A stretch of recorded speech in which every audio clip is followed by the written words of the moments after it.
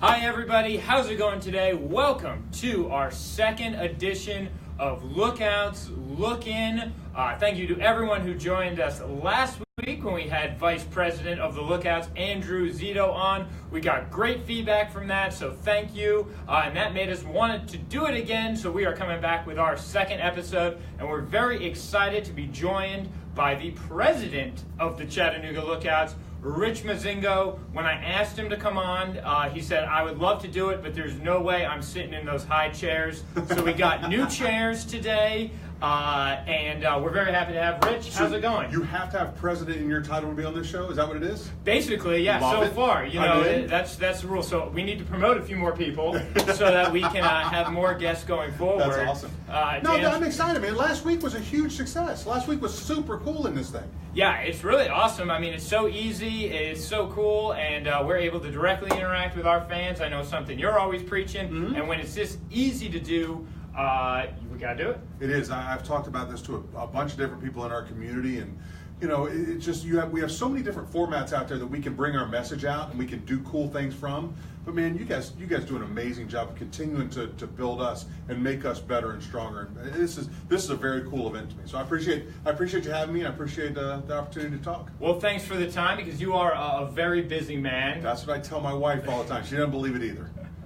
But seriously, I mean, that's a question we get, we really get it, end of August, beginning of September, as we're starting to wrap up our season. You get it all the time. Yep. Everyone that works here gets it all the time. They all say, what do you do in the off season? Because, to a lot of people, they see us, we're a seasonal business. We open the gates up in April, we close them in September, and then we, go to the Bahamas for 4 months to come back. So I've been trying to figure out for 4 years, because I pretty much just sit at my desk and pretend to work. But what is it that we do during the off season? I got friends of mine who say that I basically run a kickball league during the off season. But I really do. And in all sincerity, I tell people all the time, we are way busier in the off season than we are during the regular season. Our hours are horrendous during the regular season. We work from 8:30, 9 o'clock in the morning in the regular season. We'll get out of here about 11, 11:30, 12 o'clock during the regular season on any given day. But in the off season, we're 9 to 5. But I'm telling you, my 9 to 5, and I know you're 9 to 5, and Dan's 9 to 5, and Andrew's 9 to 5. We hop from 9 to 5, 9 in the morning to 5 at night, and we're selling sponsorships, and we're selling advertising, and we're selling group sales and season tickets and partial mini plans and those sorts of things. So we are unbelievably busy preparing for the 2018 season during the off season. And it really is. I tell people all the time, I love our jobs. Our jobs are really cool because we spend 6 months a year in a pair of shorts and a golf shirt and inviting people to our ballpark and watching baseball and that kind of stuff. And then we spend the next 6 months kind of dressed up, acting a little bit like adults and trying to move a business forward. So it really is the best of both worlds for me. I mean, all this stuff doesn't just happen. Oh no! It's all well planned. So you have worked in minor league baseball for a very long time at this point. Thank you. It's been pretty much your whole career in sports, but pretty much your whole career in general for the most part. So how long have you been working in minor league baseball, and how did you get started? So 1993 was my first season in baseball. So I guess I'm 20. I guess I just finished my 24th season in minor league baseball, which is stunning to me. It hurts my feelings to say it out loud. That's a good thing. But I came out of college. I got a real job, and I left my house every Monday morning. I came back every single Friday night. So I was on the road 5 days a week, and I represented about 50 different product lines only in the military exchanges. And it paid great, and they paid for my car, they paid for my expense account, they paid for my food, all that kind of stuff. But man, I had no life whatsoever.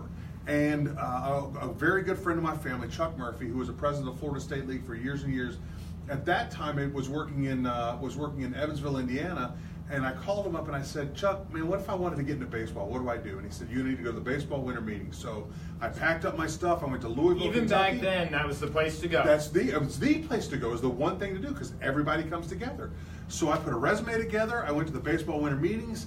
I handed out 7 resumes. I got 2 job interviews. I got 1 job offer, and I moved to Port Charlotte, Florida in 1993. So that's how it all began for me. I was an intern. I did a little bit of everything. I sold some groups. I sold some advertising. I was the on-field. I was the on-field MC. I was going to bring that up because we've talked about that, and you love to always do like, well, in my 1 year as an on-field MC 25 years ago, I did this. Maybe you should think about doing this. But the Florida State League is an interesting league for people that don't know much about it. It's a single A league, but almost all the teams play in the spring training facilities, so you get to be a big part of Major League Baseball spring training. You do, and that's super cool. And it's it's spring training. It's 6,000 seat venues. So when you get the Texas Rangers or the Blue Jays or the Cubs or whoever it may be, it's a really cool environment to be in, and it's awesome, and everyone loves to be there. And that was fantastic. It was an amazing thing. But then when minor league season rolls around, so we just had 15, 16, 17 spring training games. It was back then, it was probably $10, $12 to go see a game, and now I'm charging you $8 to see 25 kids you've never even heard of. So it was, also you do spring training in March, and it's nice in Florida in March. You do games in August and July in Florida, it's a little tough. So it was wonderful to be a part of it. I was with the Rangers when George Bush owned the team. His office literally was right next to my office my first year in baseball, which is pretty cool. But spring training was neat. It was a neat thing. Now, since you started, minor league baseball has come a long way. There's been a lot of changes, and part of that is the specialization of it as a career, and schools having sports management programs, and people kind of knowing from when they're in high school that you can kind of be a professional in the sports industry. But that wasn't quite the case when you started. When you told your parents, I'm going to work in baseball, were they like, that's great, you're doing so many awesome things with your life, it's a super legitimate, or is it a little different back then? Okay, so I'm working at the job we talked about. I worked for a company back then and had a company car, a company expense account. So I had to go to my parents. Not only did I go to my parents and say, hey, I'm going to go work in baseball, I had to go to my parents and say, hey, I'm going to take about an 80% cut and pay. Yeah, that brand new car I'm driving, I'm going to turn in, and I'm going to lose my expense account, and I'm going to Port Charlotte, Florida to go work.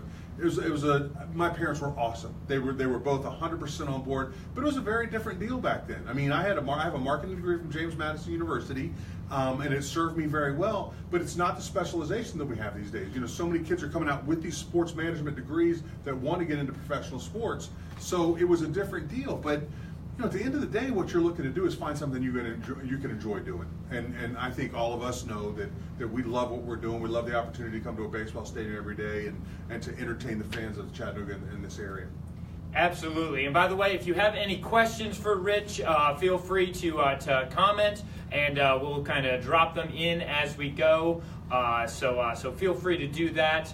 And, so baseball, as we said, what are the biggest kind of changes that you've seen in 26 years?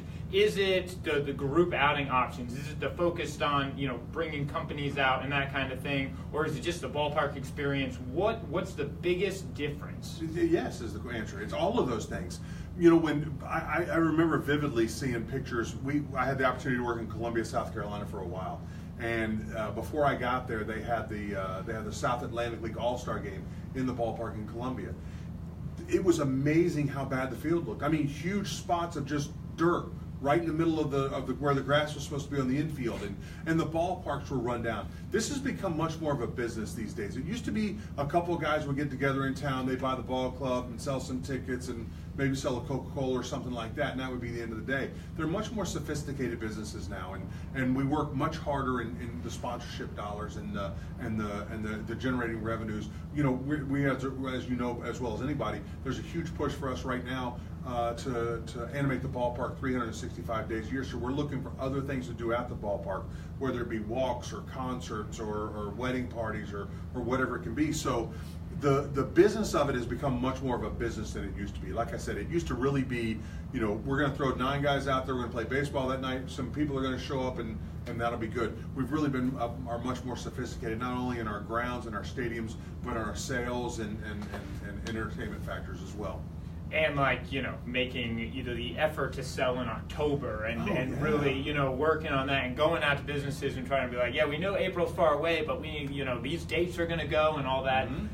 Probably back in 1990, there weren't a ton of sales calls being made in October. I talked to a client yesterday, and I said, I remember vividly where, the season would end in September. You wouldn't take September and October off, but man, you sure weren't doing a whole lot. But now, our sales process really starts for us in really about middle of July.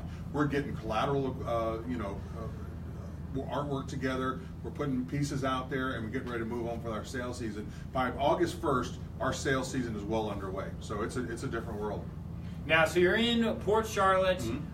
Is Chattanooga the next stop on your baseball voyage from there? Yeah. And did you just see the job, apply? Did you go back to the winter meetings? How did you get here? And once again, man, different world back then. I mean, you were talking about 1993.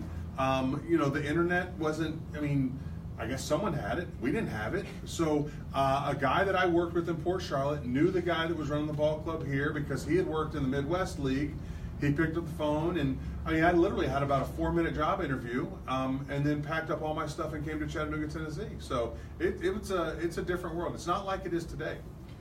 No, you didn't just hop on LinkedIn and see a couple of jobs. Well, I remember you've talked about, and this is true for all businesses during that time. You remember getting the first computer in the office and getting the first internet and emails, and I mean, I can't even imagine working without those things anymore. When I came to Chattanooga, Tennessee, we had one computer in the office.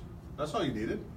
No, I mean, we were typing papers though. I mean, we were typing, one page things to hand out to clients to hopefully sell them some season tickets. So yeah, and it brought that we were doing something once. I was putting a graphic in, and you were like, "Oh, do it this way." I was like, "What did you used to do before computers? How did you do it?" You're like, "We didn't. We just wrote it out." Yeah, WGOW. Absolutely, 100% right. 100% right. So what were your first impressions of Chattanooga? You actually spent 2 different stints with the Lookouts. Right. You were here and then left, which we'll get to, and then came back. What was your first impressions of both working for the Lookouts and Chattanooga in general? And then when you came back after you were gone for about 8 years, did you notice an immediate difference? Things have grown a lot during that time? Oh, it's night and day. And anyone that's in and around the Chattanooga area who's been here for any time has seen the same things I've seen. When I got here in 1993, there were 2 viable businesses downtown. I guess I'm understating it a little bit, but the aquarium had been open for about 6 or 8 months, and Big River Grill had been open for about 3 months when I got here. That was it. So if you wanted to come downtown and you wanted to go out and socialize at night, you go to the Big River Grill, and you didn't stick around at downtown very much. I mean, you were right back out of town. So you'd come down, have dinner, maybe get a drink or something like that, and then head on back out. So I was here for 9 years, and then left for 9, and then came back. And it's a night and day difference. I mean, it's unbelievable. The amount of stuff that's going on, or was going on in 2011 when I got here, was incredible. The new restaurants, the new buildings, the new retail, the list goes on and on and on and on. And even to look, Alex, which I think is fascinating, is to look from 2011 to 2017. And there's 6 hotels being built in Chattanooga right this minute, as we speak. Even since I've gotten here in 2013, 4 years. I mean, there's dozens of more restaurants and everything. It's an amazing city we live in. It's fun to watch, and it's a well planned. It's the people who are in charge, the people who are running this, the mayors and the county councils and the city council members and all that kind of stuff are doing an amazing job of not only driving growth to the city of Chattanooga, but making sure that we do it in a responsible way. I think they've done an amazing job and continue to do an amazing job. What's one of your best memories or stories from your time? I mean, so many people here have connections with Engel Stadium. Mm-hmm. What's one story or memory that sticks out to you of your time there? All right, I'm gonna give you a couple quick ones, and I'll make them both super quick. Number one, I came from Port Charlotte, Florida. I was with the Charlotte Rangers. And we had 70 baseball games down there, and a good crowd for us in Port Charlotte, Florida that year was probably 400 or 500 people.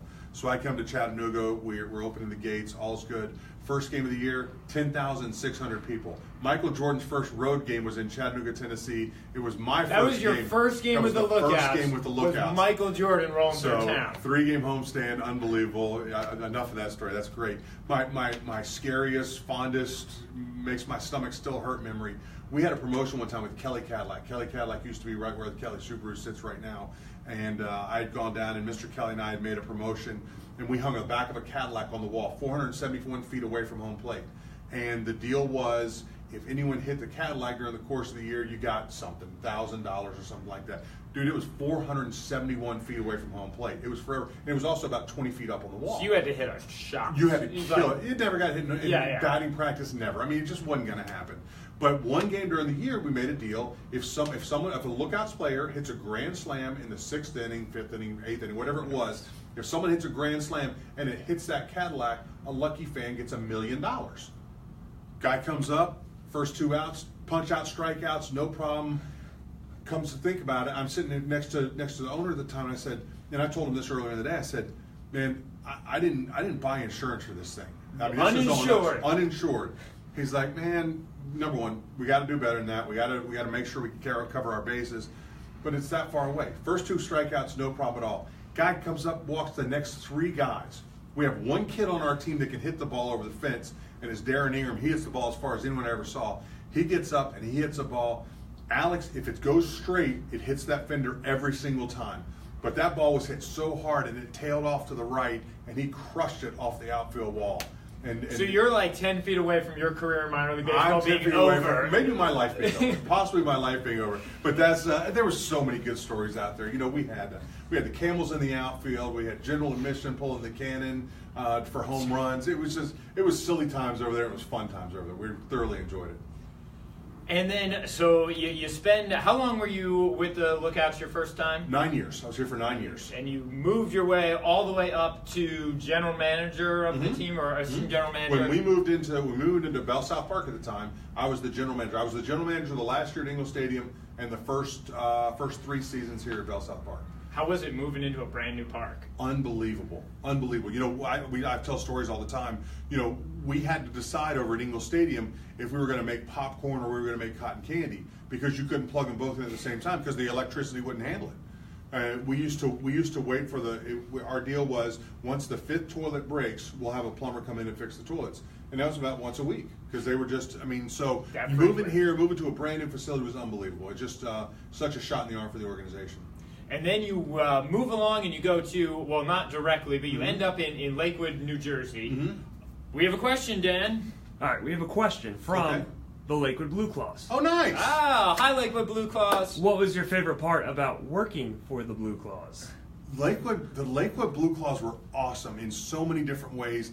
I get my favorite part. If you want to take the Lakewood BlueClaws as a whole, I learned 90% of what I learned about operating a baseball team in Lakewood, New Jersey. Those guys do such a good job, and Joe Finley and that group, and my friend Jeff Brown, who was the general manager when I was out there, they're such good operators. I learned so much. But what was amazing about Lakewood, New Jersey, is once summer hit, once school let out, man, if you open the gates, there were 6,500 people going to be in that ballpark. I mean, it was every single night. It was amazing.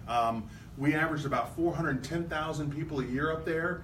And it was just, the people were passionate about it, and it was a great crowd every night, and they were excited, and it was really a great opportunity for us to, for me to really learn the baseball business. I had such a good time up there.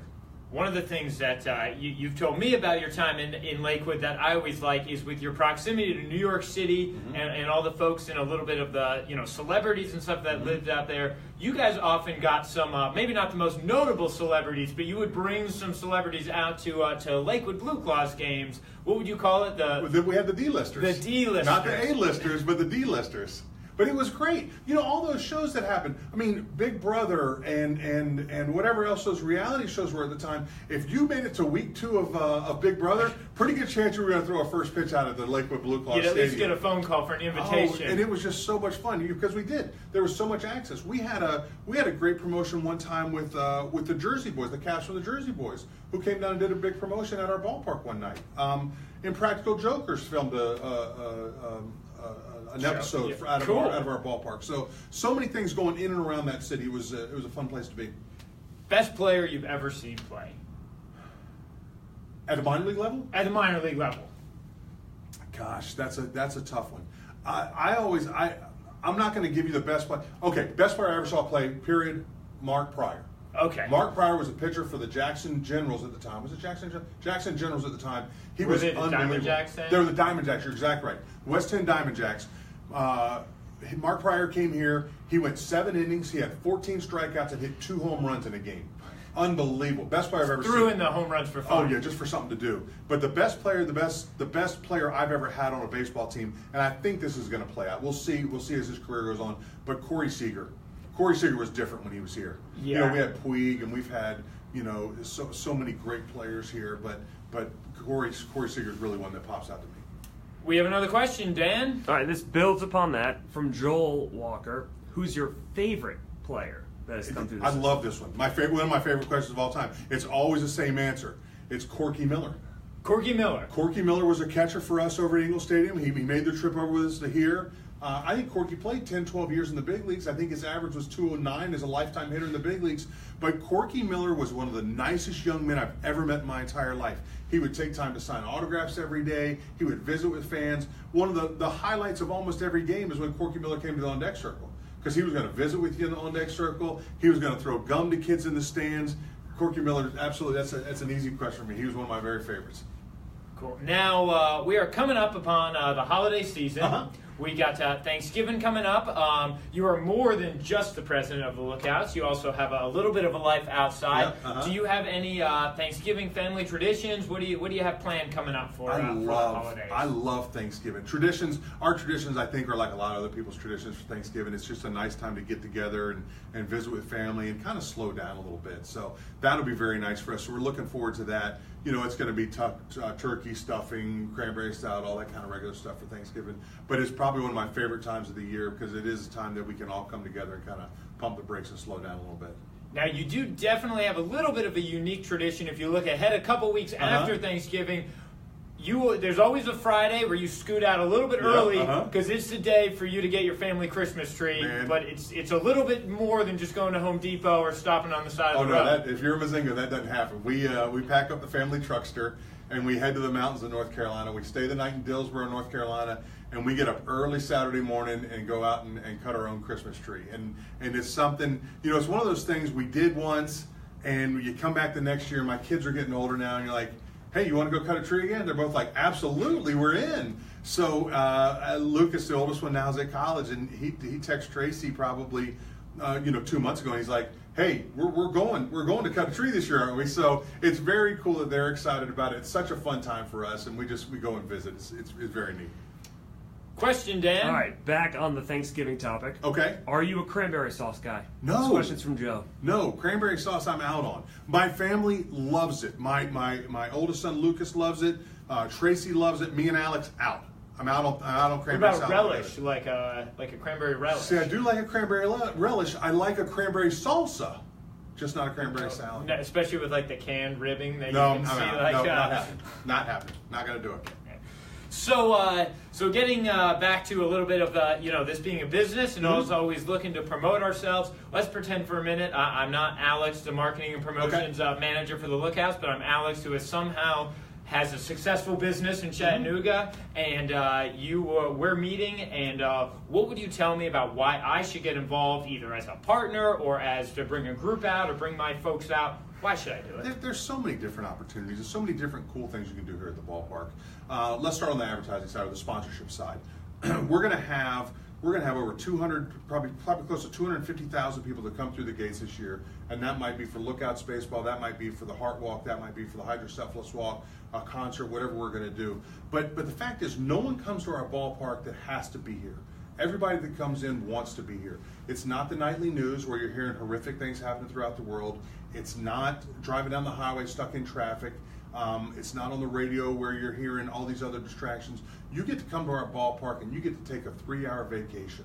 And I believe, it is my personal opinion, that is the best time to tie your brand, whatever your brand may be, with the brand that these people have chosen to be involved with.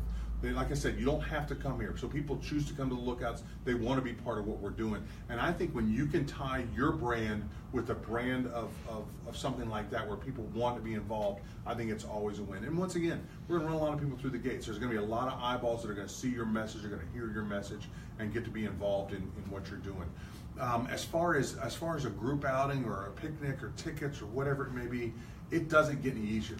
It does not get any easier than dealing with the Chattanooga Lookouts. And people tell it to me time and time and time again. You know, if you can call up and you can pick a date, you're done. We're going to handle the rest of it. We're going to do the food. We're going to do the entertainment. We're going to have the tables. We're going to clean up. You're not going to have to order any. I mean, we're going to take care of 100% of it for you. And that's what our clients that come in year after year after year after year tell us the same thing. It's easy, it's clean, it's great.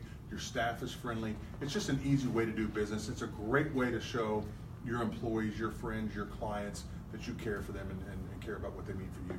Yeah, and Andrew said basically the same thing, and he's like, yeah, give us the date and give us a number. And he's like, I don't even need a number, just give us a ballpark. We only need the actual number like 2 days before. We'll handle just, it. Yeah. We'll handle it, yeah. We got it. Yep. Consider it. Yes, Dan? Another question from Joel. Okay. How excited do you get when we get top prospects? It's twofold for me. It's very exciting for me because I know it's exciting for those people that are going to come out and get an opportunity to see him play. That's very neat to me.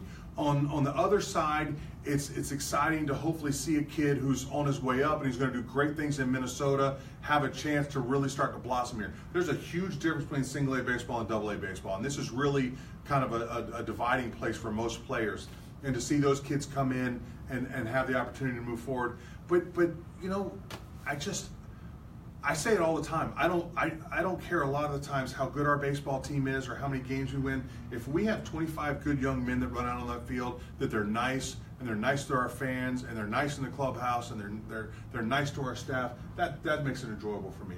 You know, wins and losses are going to come and go, and we've been very fortunate over the last 3 years to win 2 championships in the last 3 years. Extremely, yeah. But that's, you know, the ones I remember are the Corky Millers and Jeremy Hazelbakers and the kids that would. Me, the Jose Barrios, Max Kepler, super nice guys. Just nice young men that really wanted to be a part of what we were doing here. That's special to me. Now our little pay it forward segment, you know, so many times, especially, I mean, we all get it, but you as a, you know, president, so many times kids that, or folks that are trying to break into sports, you know, what should we do? So advice. So what type of tip or advice do you have? And maybe what's like the thing that like so many people do that you're always in your head, oh, you shouldn't, like, that's not the way to go about X. Like, what's a little bit of tip for folks that are trying to break into either the baseball industry or the sports industry? If you want to get into the sports industry, the one thing that I don't want to hear from you is, you know, man, I'm a huge baseball fan or I'm a huge sports fan. I want what we run as a business here. We are strictly a business. Our business just happens to be the marketing and all the ancillary items that come along with a baseball team. Baseball just happens here at our ballpark, but it's business is what we're talking about. But I think the biggest mistake most kids make is, hey, I want to be your stat guy. I want to be, and you come in and you say, this is what I want to do. This is the only thing I want to do. And if you have a position for me, I'd love to take that. If you want to get into baseball or you want to get into sports, you need to be willing to do almost whatever they're going to ask you to do. And I'm telling you right now, I've been in it for 24 years, and you know, there's things that I do on a daily basis that I never thought I'd be doing or don't really care to do, but it's just part of it. We all have to chip in together, and you know, once you're willing to be a part of the team, and I know it's kind of cliche, we work for a team, but we really are a big team here, and everyone does a little bit of everything, and you've got to be willing to do almost whatever to get into baseball. Well, even as the president of the team, when, you know, after an event or whatever the case is, and there's a whole bunch of trash that needs to get moved, first guy out there. Yeah. You know? Yeah. Well, once again, but you know what? I also notice every single time I do it, there's 12 people right there with me. It really is. We have such an unbelievable staff right now and an unbelievable team here right now. Cool. I think we are getting close to the end of the list of questions for us. Do we have anything else? Dan, we got another question. Yes, this one from Kevin. Any surprises for the upcoming season as in new promotions? Yes. Not going to tell you about them right now, but absolutely. They're going to stay a surprise. We've got great things coming up this year. You know, so the not surprises. We got 14 fireworks shows that are going to happen this year. We've got used car night that's going to happen this year. We've got Star Wars night that's going to happen. I make everyone, they have to be a part of superhero night. I know it's just my terrible leadership that makes that happen, but I love superhero night. So we're going to do those fun things. We're going to have some great giveaways this year. But I think I know you've got a couple up your sleeve that we're not ready to roll out right this minute, but there's going to be great promotions at the ballpark again this year. And a couple fan favorite things, or at least one big fan favorite thing from a few years ago that will be coming back that we'll be announcing pretty soon. No, it's going to be good. But yeah, we'll have a lot of cool stuff. Just hang with us for a few more weeks, and we'll be unveiling some of our promotions and fun for 2018. Any final questions, Dan? Awesome. Well, Rich, do you have anything else you want to say to the people of the world? Man, I'd love to hear from you. We'd love to hear from you. Let us know what's on your minds. Let us know what you want to see at the ballpark. Let us know what you want to hear when you're in the facility. How can we make you better Lookouts fans? What can we do that makes you want to be a part of it more often than you are right this minute? You know, this is a fun place to be, and we enjoy being here, and we'd love to have more of you guys out here and being a part of it in the 2018 season. Awesome. Well, thank you very much for joining us, Rich. A couple just news and notes of things going on with the Lookouts. As we mentioned last week, all of our different ticket packages and group outings and everything are on sale now. Everything with the exception of single game tickets. So if you have any interest, mini plans, 7-game plans start at $56. They are a great way. If you came to 3 games last year, but at the end of the year you're like, I wish I went to a few more. It gets you committed. It gets you locked in for some great seats to great games. We have great guys who will work with you to pick what games you want. And starting today, we have unveiled our holiday mini plan special. So whether you want to pick up one for yourself or it makes an unbelievable gift, of course, for every 2 seats that you buy, either a 7, 14, or 21-game mini plan, you will get a $20 gift card to our team store that can also be used for tickets or at our concession stand. So that will go from today until December 22nd. More information on lookouts.com in our weekly newsletter, which you can, of course, sign up. Of course, following us on Facebook, Twitter, Instagram. We're all over the place. Another thing that officially kicked off today, we of course again will be part of Toys for Tots as a drop-off location, which is a great program there. You can come by anytime, Monday to Friday, 9 to 5 in our team store and drop off toys for that until I think December 19th, I believe is the day that that will be picked up. Also, we got a little bonus for you being a good person and donating to some toys to families in need. If you make a donation, you will get a free ticket to 2018 opening day. So we'd love for you to get involved with that. Toys for Tots, and of course, think about getting either merchandise or mini plans or anything for someone who loves baseball or just loves having a good time, someone that you know in town in your life. Rich, thank you so much for joining us. I enjoyed it. Thanks. It was fun. Thank you guys all for watching. We will be back probably the beginning of December. We will have a little vacation week next week with the holiday coming up, but we'll be back with some fun stuff with another edition of Lookouts Look In. Thanks so much, guys, for watching. And as always, you can find out everything about the Lookouts on lookouts.com. Happy Thanksgiving.